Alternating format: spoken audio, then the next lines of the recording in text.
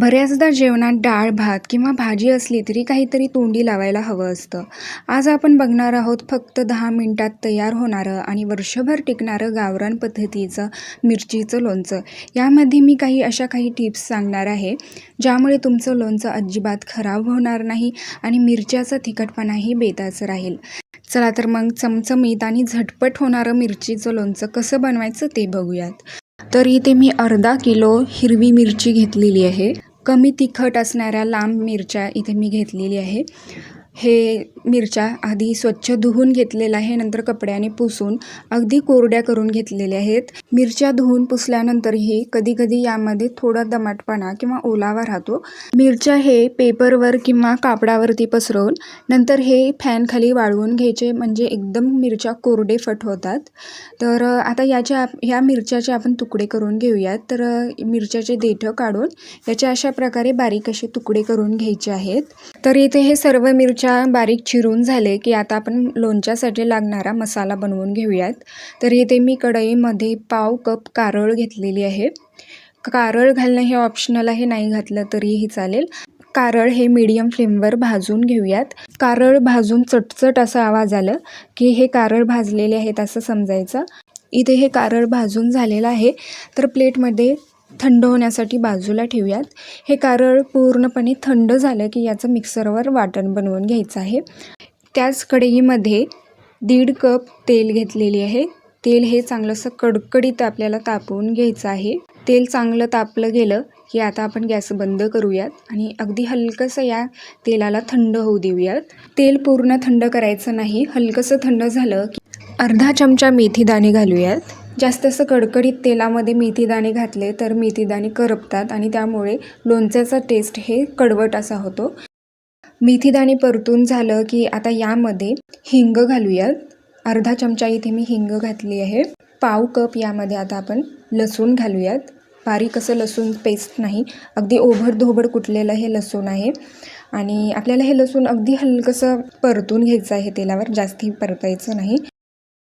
इथे हे मेथीदाणे आणि लसूण तेलावर परतून घेतलेले आहे. आता हे तेल पूर्णपणे थंड करून घेऊयात. हे जे बारीक केलेली मिरची आहे एका मोठ्या परातीमध्ये काढून घेऊयात. आता यामध्ये 1 टीस्पून यामध्ये मी हळद घातली आहे आणि पाव कप इथे मी मीठ घातली आहे. तुम्ही तुमच्या आवडीनुसार मीठ कमी जास्त करू शकता. आता यामध्ये 1 कप मोहरीचं पूड घालूयात. तर जे आपण फोडणीसाठी मोहरी वापरतो ते पाऊण कप मोहरी घेऊन मिक्सरवर याचं जाडसर असं वाटण करून घेतलं होतं, ते यामध्ये घालूयात. आणि जे आपण कारळ भाजून नंतर याचं पावडर बनवलेलं होतं ते यामध्ये मी घातलेली आहे. आता हे सर्व व्यवस्थित असं मिक्स करून घेऊयात.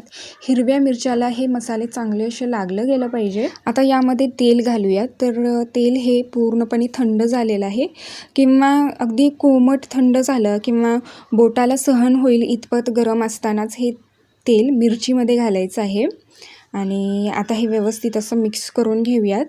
जर कडकडीत गरम तेल यामध्ये घातलं तर मिरच्यांचं टेस्ट आणि रंग बदलतो आणि हे लोणचं वर्षभर टिकत नाही, खराब होतं. त्यामुळे पूर्णपणे थंड करून किंवा कोमट करून आपल्याला हे यामध्ये तेल घालायचं आहे. आता व्यवस्थित हे सर्व मिक्स करून घेऊयात.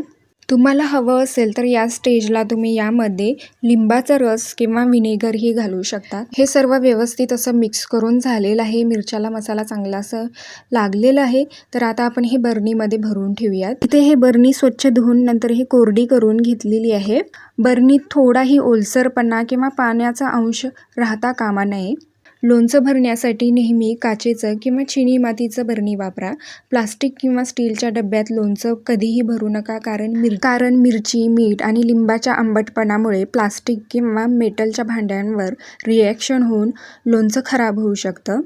तर इथे हे चटपटीत हिरव्या मिरचीचं लोणचं तयार आहे. हे लोणचं तुम्ही लगेच खाऊ शकता, पण 2-3 दिवसांनी याला छान मुरल्यावर चव आणखीनच भारी लागते. तर तुम्ही इथे हे बघू शकता 2-3 दिवसानंतर हे लोणचं चांगलं असं मुरलं गेलेलं आहे. लोणचं काढताना नेहमी सुक्या चमच्याचा वापर करा, जेणेकरून तुमचं हे लोणचं बुरशी न लागता दीर्घकाळ म्हणजे वर्षभर चांगलं असं फ्रेश राहील. व्हिडिओ आवडला असेल तर नक्की लाईक करा, शेअर करा, चॅनलला सबस्क्राईब करायला अजिबात विसरू नका. पुन्हा भेटूया अशाच एका खमंग रेसिपीसोबत.